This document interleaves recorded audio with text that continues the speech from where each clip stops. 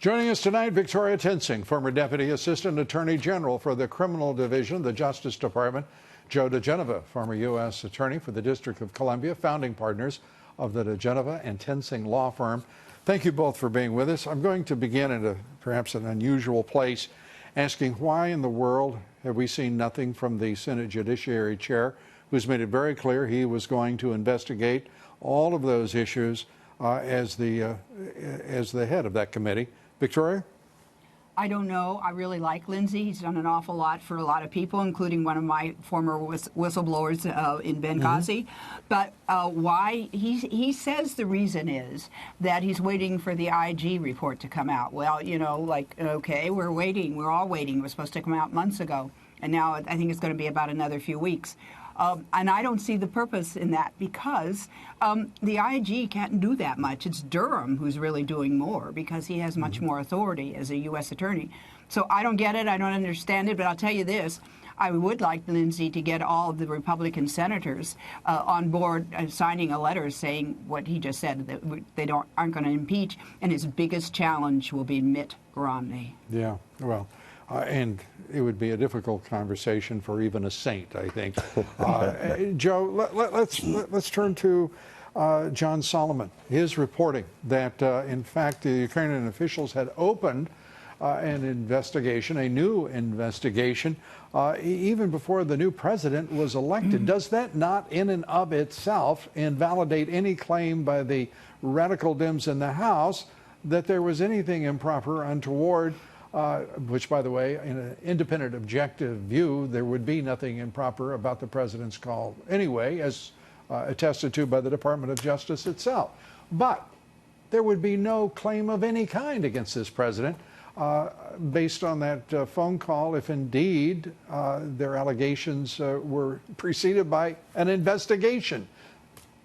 Well, I don't think there's any doubt that nothing that the president said on that phone call was improper. In fact, what the president said on that phone call was essential. He was exercising the authority under Article 2 of the Chief Law Enforcement Officer of the United States, the Chief Diplomat of the United States, enforcing a mutual legal assistance treaty between the United States and Ukraine. And the fact that the Ukrainians had already opened up an investigation or were re-looking at it or reviewing it or trying to find out whether or not it was handled properly of Burisma is obviously icing on the cake. So you're absolutely correct. Hey, Lou, I just want to say that the Obama administration treated Ukraine like a candy store. They went in and got whatever they wanted, and they would withhold money. Victoria Nuland and George Soros, her buddy, would go in and tell the Ukrainians who should be their prime minister, who they should indict, who they should investigate, and who they could not investigate. And trust me, one of them is any organization connected with George Soros, including ANTAC, A-N-T-A-C, a very corrupt organization that umbrellas under a thing that says anti-corruption. So the Obama administration had done this kind of quid pro quo throughout the whole 8 years of their running Ukraine.